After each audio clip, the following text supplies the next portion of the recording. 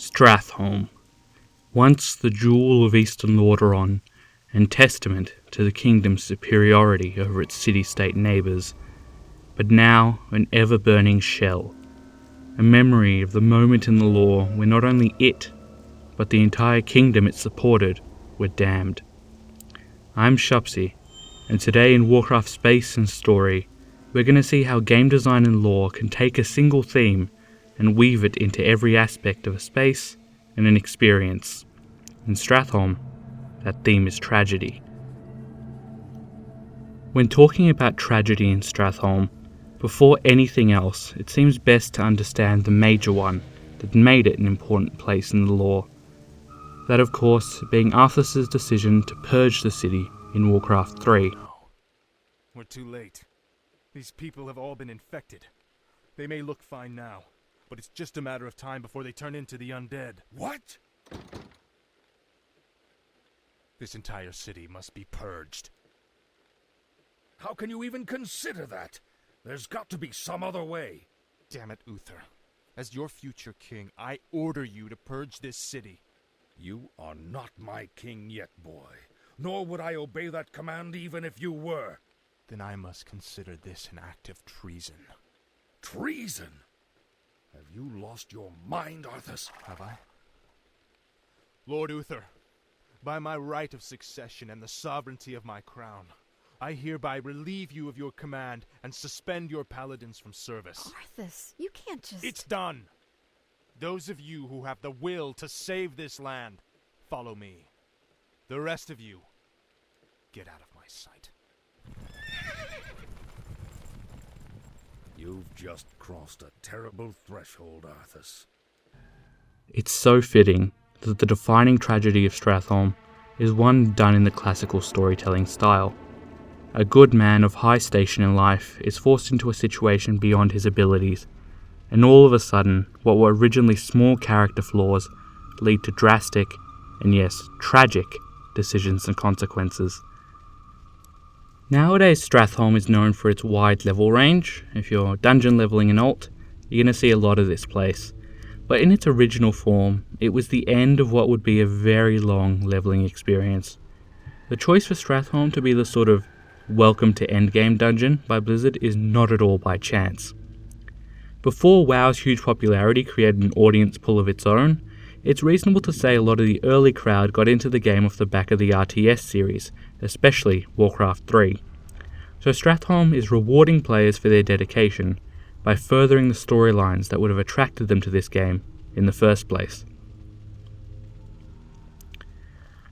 So something that's quite a cool use of space that helps to deliver on our central tragic theme before we even get into the dungeon is this bridge into the city. A simpler and obviously decrepit version of the one from the Valley of Heroes in Stormwind. For Alliance players, it asks them to reflect on the first time they crossed that grand bridge and entered a city so bristling with life, and appreciate its cruel echo here.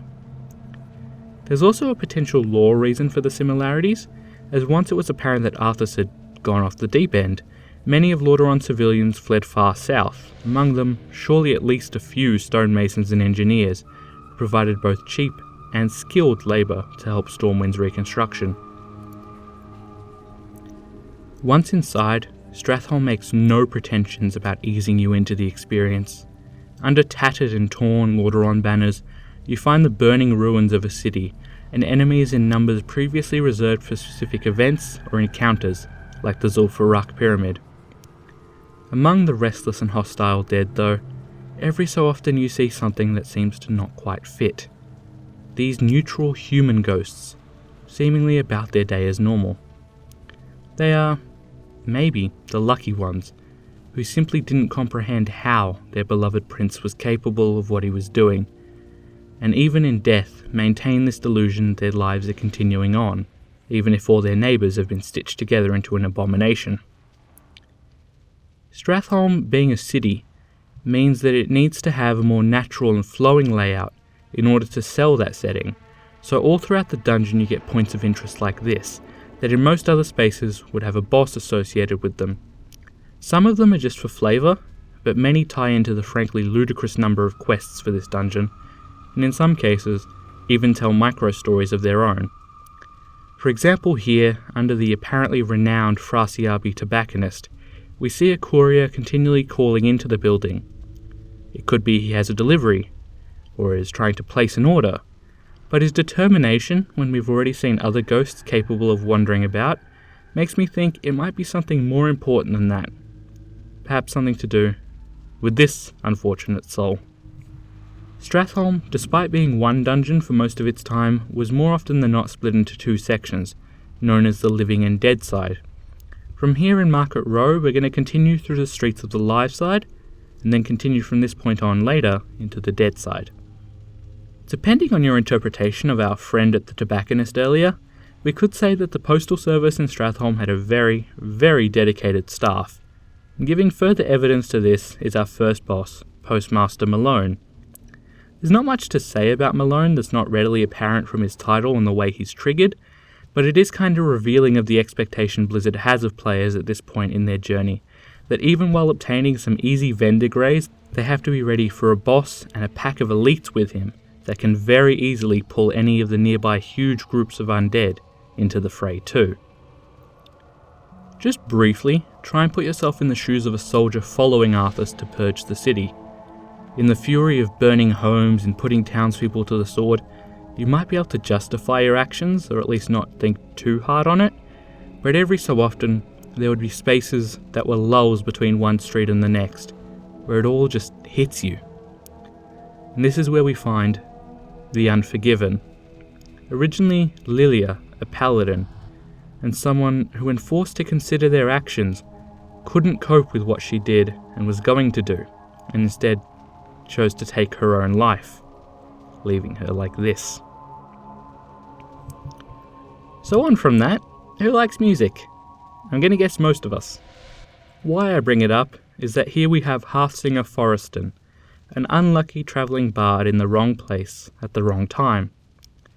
Like the ghostly citizens, he's unaware of his own death, but what's interesting is that he represents something we don't really see a lot of in Warcraft, the arts. Oh, there's plenty of gorgeous artwork, music, and especially architecture in the series, but not often is it recognised in universe, so having a bard boss who we can assume has at least a fair amount of notoriety to be known as Hearthsinger helps to secure the feeling that this was once a place where people lived, worked, and sought entertainment. One thing that's characterised these streets between the living and dead sides of the dungeon is the unorthodox nature of the bosses. Some are triggered and pull you, while others you just stumble across as you go with not much fanfare. Yet another example of that is Timmy the Cruel. The Dungeon Journal says he was a particularly brutal soldier named Timmerson, who was bullied severely as a child, and so makes for a particularly cruel ghoul. Until the Dungeon Journal, the implication seemed to be he was a child Arthas rescued at one point very early in the campaign named Little Timmy, but that Timmy seems to have made it safe and sound to Stormwind, where he sells kittens. Straight after Timmy the Cruel, a pair of gates leads us to the Scarlet Bastion, a massive fortified cathedral that was once the barracks of the Paladin Order of the Silver Hand, but is now turned into the bunker from which the Crimson Legion, elite members of the fanatical Scarlet Crusade, fight a losing battle against the endless dead of Stratholme. More specifically, they did, and have since been replaced with the Risen, who are ironically the undead forms of those very same Crusaders. But for the time being, just imagine them living with a better posture and a bit more colour in their cheeks. The Scarlet Bastion drastically changes the feel of the dungeon, from winding interlocked streets to rigid and far more linear hallways. The layout is effectively the same as the Scarlet Monastery dungeons, which works because it's again another Crusade stronghold, even requiring the same key once needed to unlock those monastery dungeons. The change in colour scheme and lighting though is what stops it from being a copy-paste job. The bosses in the Scarlet Bastion are found mostly in small rooms or halls splitting off from the main path. As said, this place was once a hybrid cathedral and barracks, so all soldiers' quarters and storage rooms needed to easily access the main halls. The first boss we encounter is Commander Malor, known in life as the Zealous. We don't really know what made him zealous enough to have that as a title in an organisation as radical as the Crimson Legion, but of interest is that lockbox behind him that originally contained the Medallion of Faith, an item of importance later in the dungeon. In what seems to be the arsenal of the Scarlet Bastion, we really get to appreciate the differences between enemies in here and back out in the city. The Scourge in the city proper came in huge groups filled with weak enemies that seemed aimless until you caught their attention.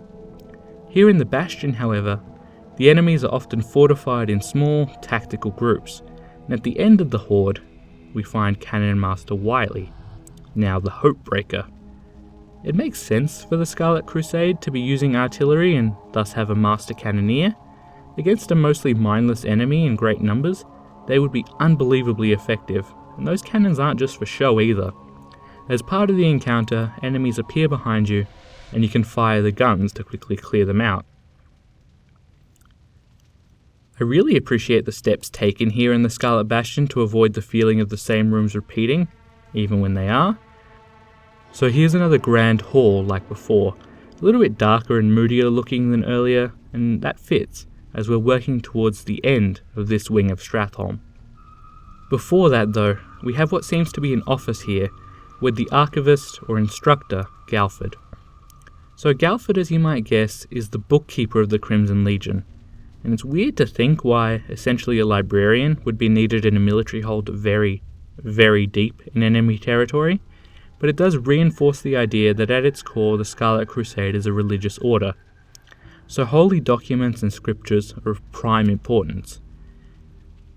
Opposite to the Archivist, and at the end of the Scarlet Bastion, we have Balnazar, the Dreadlord. If you're unfamiliar with Dreadlords, then you'd be right to think he looks incredibly out of place, not just in the cathedral halls, but Stratholme as a whole. But originally he possessed the body of the Grand Crusader Sidon Dathrahan, who led the Scarlet Crusade as a whole, and before that was one of the first paladins of the Order of the Silver Hand, alongside names like Uther the Lightbringer, Terraliant, and Tyrion Fordring. Which adds a tragic note to the last time the Scarlet Crusade would ever be a power worth mentioning. For all their zeal and belief, all the horrific things they did in the name of the greater good, in the end they were merely one side's pawns in a game between two unimaginable evils, the Legion and the Scourge. Dreadlords are also notoriously hard to kill. After the fight with Balnazar, the undead storm the Scarlet Bastion and slaughter any Crimson Legionnaire still standing. However, it seems sometime around the Cataclysm, Balnazar re-emerged and brought back the Legion as the undead Risen we see today. Not only a kick in the teeth to the Crusade, but one almost to the players and Argent Dawn too, for having accomplished not all that much here. No matter how you enter the undead side of Stratholme, either through the Market Road Gate or the service entrance dungeon portal, the very first thing that dominates your vision is this rundown little chapel. While by no means as intimidating or grand as the Scarlet Bastion, it is actually far, far more important. Because this is the Alonsus Chapel, named for the leader of the Church of Light during the Second War, and the place where the Silver Hand was created, with the very first paladins being blessed here. It's kind of hard to tell with them milling about, but the undead are actually giving the chapel a fairly wide berth. That's because even ruined as it is, the place is still holy ground. When we enter the chapel, we see more people taking advantage of that fact to use this place as a holdout in the middle of the city, but originally there was just the one, a paladin named Arius, who could be found silently praying at the head of the room. Talking to Arius revealed that he was here out of desperation. His faith had become shattered by the horrors of Stratholme, and if not for the fact the chapel was holy ground, he would likely become a Death Knight. So one of the things about magic in the Warcraft setting is that a lot of it can be channeled in a primal way through emotion. That's why warriors have a surprising number of fire abilities. For the Holy Light, those emotions are self-belief and determination. So it absolutely makes sense that without his faith, Arius would be defenseless against the Scourge, both mentally and physically. As players, we do get a chance to do something about that though. If we give Arius the Medallion of Faith from Malor the Zealous' lockbox, it fills him with determination and convinces him to leave the chapel and help us do battle with the Scourge one more time. This also works to incentivize doing the entire dungeon in one go, which was quite hard to convince people to do, with elements from the live side coming into play over here. Leaving Elder's Square, we pass through a long and ominously empty tunnel, and through the bars at its end, we catch glimpses of something massive further down the path. This area is called the Gauntlet, and rightfully so, because the second you pass the gate here, a timer begins, as Baron Rivendare threatens to execute the Argent Dawn member, Isida Harmon. 45 minutes to find and engage Baron Rivendare and save a life. Now, I try not to talk too much about encounter mechanics in this series because that's a whole other kettle of fish, but what this does is it informs the design of the space in a huge way. From now on in the dungeon, everything is crafted to use up precious time. Passing the Gauntlet involves the toppling of 3 Ash'ari crystals found above each of the ziggurats dotted throughout the area. The first one, that originally challenged us from behind the gate, is guarded by the Baroness Anastari. What we know about Anastari is that in life she was a very material person, and this behaviour carries into her undeath as a banshee. She delights in possessing bodies and forcing friends to turn on each other. Another thing that's unconfirmed but potentially of note is that she may very well be the Baroness to Rivendare's Baron, which explains her high position in Stratholme, despite High Elf Banshees being historically rebellious members of the Scourge. Within each ziggurat, a small group of acolytes can be found performing a ritual around a pool of foul-looking slime in order to power the crystals, and it's only with their death that each crystal shatters and you get one step closer to the Baron. The fact it's exactly 5 acolytes in each ziggurat is also a nice callback to Warcraft 3, where that was the maximum number that could harvest from a gold mine at any one time. In fact, as we've already seen with the higher tier Scourge, and will continue to do with a few more nods throughout, the Gauntlet does a lot to remind players that this is the Scourge they once commanded, and now have to try and dismantle. I mentioned earlier that the time challenge informed the layout of the space here, so to provide a clear example of that, let's just open the map quickly. All 3 ziggurats in the Gauntlet must be captured. There's no easily found ideal path between them, necessitating that players backtrack at least a little bit at some point between here and the slaughterhouse. Actually being able to complete the dungeon within the execution timer was a genuine mark of a cohesive and skilled group back in the day. The next boss on our path through the Gauntlet is Neruben Khan, a larger and unique looking Nerubian warrior. Like most Nerubians, she was fiercely loyal to Azjol Nerub, the Spider Kingdom in life, and in death carries that loyalty through to the Scourge. I wish there was more to say about Neruben Khan. I've always kind of wanted to know more about Azjol Nerub. It seems like a really interesting place with a lot of cool lore and stories we barely touched on in the 2 short dungeons of Wrath of the Lich King. The last ziggurat on our path is a little different. Halfway up the steps we see a group of Thuzedan Necromancers, and at this point the boss is hidden from our view. Throughout the Gauntlet, quite a few mobs have been tagged as Thuzedan. That's almost certainly got to do with Kel'Thuzad, the major domo of the Scourge. Presumably after his Cult of the Damned from Warcraft 3 was merged into the greater undead forces, Kel'Thuzad began promoting the cult teachings as his own school of dark magic. So unlike the giant spider warrior and luminescent ghost of the previous ziggurats, here we have what seems to be just a guy guarding it in Malachite the Pallid. The lack of visual flair belies the fact that, lore-wise, he's probably the most powerful of the Guardians, being a master necromancer very close to being remade as a lich, one of the most powerful forms of intelligent undead there is. With the crystal shattered, we make the final approach towards the slaughterhouse, Baron Rivendare's base of operations, but just before that, in pretty much the exact same spot we found Timmy the Cruel earlier, we see Magistrate Bartholus. So more than just a local politician, Bartholus was also a paladin who fell in defense of the city and was raised into a kind of undead known as a wight. These undead are incredibly rare, not for any lore reason I'm aware of, but more that their vanilla model looks, unfortunately, really bad.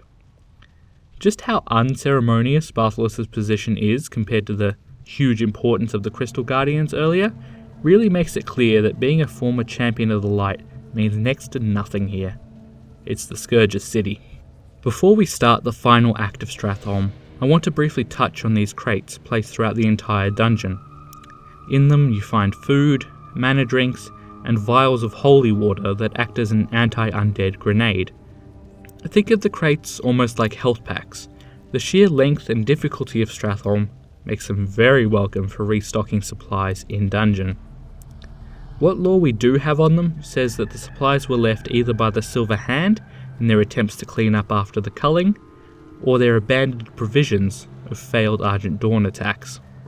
The location of the slaughterhouse is obviously a mirror of where the Scarlet Bastion was, but instead of fortified ranks of well-armed elite human soldiers, the slaughterhouse is protected by a mass of shambling abominations, who at one point would have needed to be carefully separated and killed off, which is important because even for very efficient groups, by now the clock was starting to look a bit dire, if not having already run out. With the abominations dead, the doors open, and out stomps Ramstein the Gorger. His story is similar to that of most abominations, but the Dungeon Journal suggests that rather than a new construct, Ramstein was present at the original Scourge overrun of the city. Ramstein's death causes a stream of lesser undead to pour into Slaughter Square from the earlier parts of the city, a reminder that even when pushed hard, the Scourge has a ridiculous amount of cannon fodder available to it. When that rush is beaten back, Rivendare plays one of the last cards available to him, and sends out the Blackguard skeletons.